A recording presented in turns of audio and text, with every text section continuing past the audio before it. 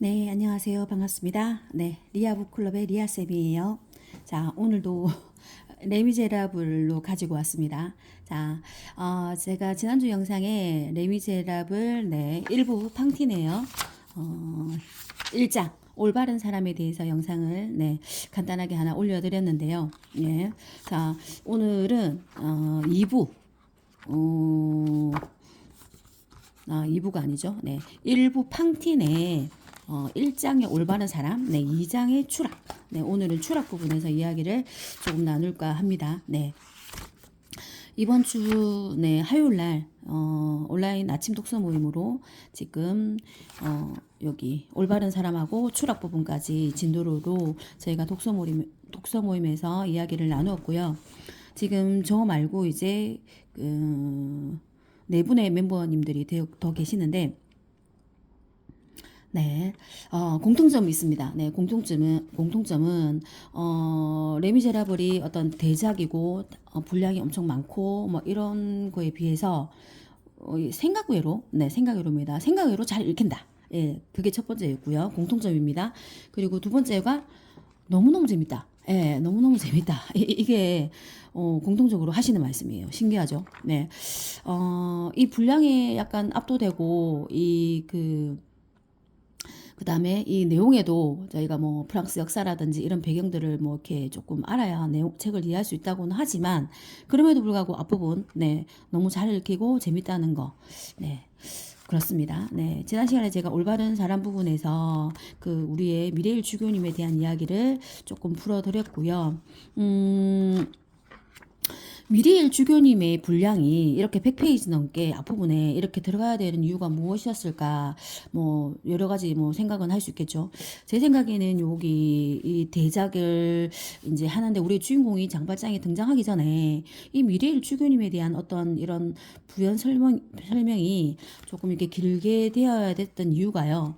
어, 이 여기 이번 추락에서 보면요. 결국 장발장이랑 우리의 미래일 주교님이 만나거든요. 그리고 우리 장발장이 미래일 주교님을 통해서 전혀 다른 삶을 선택하는 계기가 된단 말이에요. 자, 그러면 이 주교님에 대한 설명이 어느 정도 있지 않고는 이게 납득할 수 없다는 거죠. 예를 들면 한 인간이 한 사람이 이렇게 자기 마음을 변화시킬 수 있을 만한 만큼 영향력이 있는 사람이 과연 있을까라는 생각을 할 수 있잖아요. 그 부분에서 미리엘 주교님의 어떤 이런 인품과 성품과 또 뭐 이런 어떤 그 성량과 또 이분이 있었던 여러 가지 에피소드 그런 사건들로 인해서 이 정도 주교 정도면 이 정도 분이시면 우리의 장발정도 네 바꿀 수 있는 사람이다라고 인정되는 부분을 우리가 좀 설득력이 있겠다 이 부분이었고요. 저 한 가지 더는요. 주교라고 하면요. 이 시대에 이제 주교라고 하면 성직자들이죠. 성직자에 대한 어떤 이미지가 있냐면, 성직자는 권력의 정점에 있는 사람들이죠. 네. 권력의 정점에 있는 사람이고, 그 다음에 그 사람들이 어떤 부정부패, 우리가 알고 있는 어떤 타락의 정점에 있는 사람들을 보통 많아요.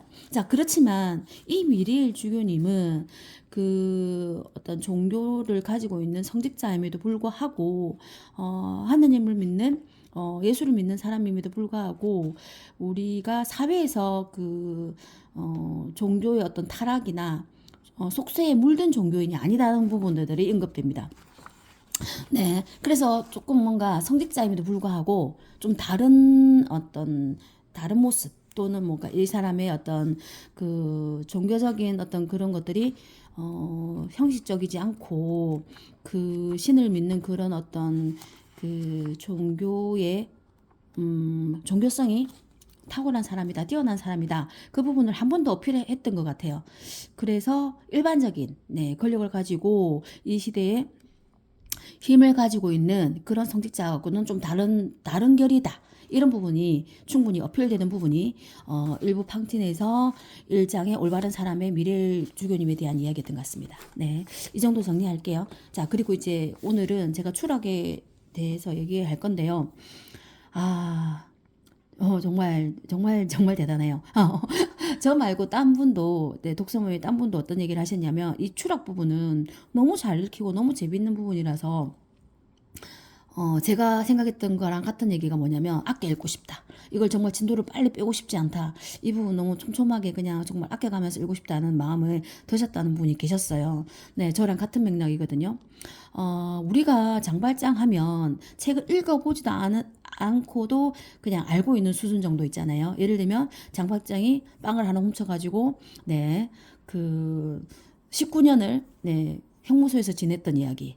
그리고 미래일 주교님을 만났는데 거기서 은식기를 훔쳤다가 다시 은촛대를 선물 받으면서 우리 장발장이 새로운 인물로 변화되는 이야기. 우리가 알고 이게 예를 들면 그 정도 이야기는 뭐 아이들도 뭐 조금 뭔가 한 번씩 접해본 사람은 알 수 있는 부분이잖아요. 자, 이 이야기가 요 2장의 추락 부분에 다 나옵니다. 예, 다 나와요. 싹 다 나와요. 그래서 2장이 끝나는 부분에서 어떤 느낌이 들었냐면 저는 이렇게 한 편의 소설이 끝나도 되겠다. 뭐 여기서 약간 끝나는 느낌이다. 여기서 끝 해도 되겠다라는 그런 느낌이 들었어요. 그만큼 이 작가의 빅토르 위구의 이 글쓰기에 대한 글에 대한 어떤 그 촘촘함, 네, 그런 것들이 보이고 한 단락 한 단락이 이렇게 끊기는 부분에서도 하나의 뭐 완성도가 있다. 예, 이렇게까지 보여집니다. 예, 조금 앞부분 제가 설명이 조금 길었는데요. 네, 책으로 들어가 볼게요. 자, 추락 부분에서는요, 안에서 또 소제목이 1번부터 하루 내 걸은 날 저녁 1번부터 해가지고요, 13번까지, 푸띠 제르베까지, 예, 13번까지 소제목이 나옵니다. 네, 한번 훑어볼까요? 하루 내 걸은 날 저녁 부분에서는요, 연도는 1815년입니다. 10월 초선이죠. 네, 가을로 접어드는 시기고요. 그 프랑스, 디뉴라는 장소입니다. 자, 한 나그네가 이제 등장하죠. 우리의 장발장이 등장합니다. 자, 여기 부분에서는요, 지금, 이 장발장의 모습이 묘사되고요. 그 다음에 요 디뉴에 들어오면서 묵을 곳을 찾는 장면이 나와요. 그래서 장발장이 호텔에 들어가고 그 다음에 여인숙에 들어가고 다 이제 쫓겨나죠. 쫓겨나는 장면. 그리고 어떤 따뜻한 그 아이가 있는 집안에 있는 그 풍경 앞에서 있다가 그 집안에서도 쫓겨나고, 그리고 하물며 개가 사는 개집 있죠. 거기에서 좀 쉬려고 하니 그 개집에서도 쫓겨나죠. 네. 그러다가 정말 이 어디든 환대받지 못하고 이 쫓겨나는 이 장발장이 이제 바깥에서 자려고 하니까 어떤 노파가 어떤 얘기를 하냐면요. 저기 성당에 가봐라. 저기 가보면 아마 재워줄 것이다라고 얘기합니다. 이게 이제 1번이었죠. 자, 2장 지혜의 신중을 구하다. 예, 여기 2번에서는 예, 우리 마글루아르 부인 얘기가 나왔습니다. 네. 3장에 보면요. 3번에 보면 영웅적인 순종. 여기서 보면, 마글루아르 부인하고요. 그 다음에 우리 주교님의 동생 있죠. 바티스틴 양이, 주교님의 어떤 행동이나 주교님의 선택을 얼마나 순종적으로 따르는지 부분이 나옵니다. 자, 그리고 여기 138페이지에, 내 민음사 책 138페이지에 보면요. 드디어 우리의 장발장이, 이제 주교님이랑 첫 대면이 나옵니다. 자, 첫 대면 한번 볼게요. 주교는 태어난 눈으로 사나이를 바라보고 있었다. 네. 자, 그랬더니 이제 장발장이 이런 얘기를 해요. 들어보십시오. 저는 장발장이라는 사람입니다. 징역을 살았습니다. 저는 형무소에서 19년을 살았습니다. 나흘 전에 석방되어 퐁타를리에로 가려고 길을 나섰습니다. 툴롱에서부터 나흘을 걸었습니다. 예, 여기 툴롱이 장발장이 그 징역을 살았던 그 형무소가 있던 장소죠. 네. 오늘은 120리를 걸었습니다. 오늘 저녁 이 고장에 도착하여 어느 여관에 들렀는데 제가 시청에 제시했던 노란 통행권 때문에 저를 쫓아냈습니다. 그렇게 제시해야만 했습니다. 또 다른 여관에 들렀더니 나가라라고 했습니다. 이 집도 저 집도 다 그랬습니다. 아무도 저를 원치 않았습니다. 형무소에도 갔지만 간수는 열어주지 않았습니다. 개집에도 들어갔지만 개도 사람처럼 저를 물어뜯고 쫓아냈습니다. 마치 개도 제가 누구인지 알고 있는 것 같았습니다. 네. 자, 이렇게 쭉쭉쭉쭉쭉 장발장이 얘기가 되고요. 네. 주교는 이렇게 얘기합니다. 한 사람분의 식기를 더 갖다 놓아요. 라고 얘기해요. 네, 그래서 식사 자리에 초대됩니다. 음, 자, 자, 그리고요, 주교님이 그 우리 장발장을 부를 때 이렇게 얘기해요. 주교가 이 노형이라는 말을 노형이라고 부르거든요. 말을 약간 정중한 듯 하면서 점잖은 목소리로 말할 때마다 사나이의 얼굴은 환히 빛났다. 제수에게 노형이라는 말은 메디즈호의 조난자에게 주는 한 컵의 물과도 같았다. 몸을 받아 온 자는 종령받기를 갈망한다. 네. 자, 이렇게 이제 주교님과 우리의 장발장의 식사 자리에서 대화는 이제 오고 가고요. 네. 우리 주교님이 이렇게 말하네요. 145페이지에. 당신은 슬픈 곳에서 나오셨군요. 들어보시오. 하늘에서는 올바른 사람 100명의 흰옷보다 회개한 죄인 한 명의 눈물 젖은 얼굴에 더 많은 기쁨이 있을 것이오. 당신이 그 고통스러운 곳에서 인간에 대한 증오와 분노의 생각을 가지고 나온다면 당신은 가엾은 사람이오. 반면 거기서 호의와 온정과 화합의 생각을 가지고 나온다면 당신은 우리들 중에 누구보다 다 훌륭한 사람이오. 라고 이제 얘기를 하시죠. 자, 4번에 퐁타를리에의 치즈 제조소에 관한 이야기. 네, 이렇게 요 부분은 저는 이제 가볍게 조금 넘어간 부분이고요. 자, 5번 고요 부분. 네, 고요 부분도 계속 이렇게 대화를 나눠가고 그 장발장한테 정말 푹신한 침대, 네, 침대를 준비해 주라고 얘기합니다. 자, 6번에요. 소제목이 장발장이죠. 자, 이 부분에서 어떤 얘기가 나오냐면 우리의 장발장이 사연이 나와요. 이 장발장이라는 사람이 정말 가난한 농가에서 태어났고 어머니와 아버지가 계셨는데 이제 어머니는 산용놀로 돌아가시죠. 그리고 아버지는 이 사람의 직업과 같은 이야기, 나무를 잘라서 나무까지 치는 일을 했다고 해요. 그런데 그 나무까지 치는 일을 하시다가 나무에서 떨어져 죽었다 그럽니다. 그래서 이 어릴 적에 고아가 된 이 부모님이 없는 고아가 된 장발장을 누이 하나가 이제 이 장발장을 이제 돌봐주죠. 자, 지금 이 누이는요. 아들딸이 7이나 됐고 가부가 됐습니다. 네. 여기 보면 어떤 애들이요. 8살부터 제일 작은 아이는 1살이래요. 1살부터 8살까지 정말 매년 아이를 낳은 것 같습니다. 이 아이가 7명이 있죠. 이 아이 조카가 7명이 있는 요 상황이 있는 거죠. 지금 장발장은 몇 살이다? 25살이라고 얘기합니다. 네. 자, 그리고 우리의 장발장은요, 지금 약간 이 누나와 어린 7 조카들을 부양하게 되는 상황에 살고 있죠. 네. 그러면서 여기 보면, 어떤 혹독한 겨울이 왔대요. 장발장은 일거리가 없었대요. 가족은 빵이 없었다. 글자 그대로. 거기에 7 아이들. 자, 장발장이 빵을 훔치는 사건이 여기서 일어나는 거죠. 조카들을 위해서 빵 하나를 훔치죠. 자, 그러면서 1795년의 일이라고 합니다. 자, 장발장은 유죄 선고를 받았다. 법전의 규정은 명백했다. 우리들의 문명에는 무서운 시기가 있다. 형벌이 파멸을 선고하는 시기가 그렇다. 사회가 생각하는 인간을 회복할 길 없이 버리고 떠나갈 때 그것은 얼마나 슬픈 순간인가.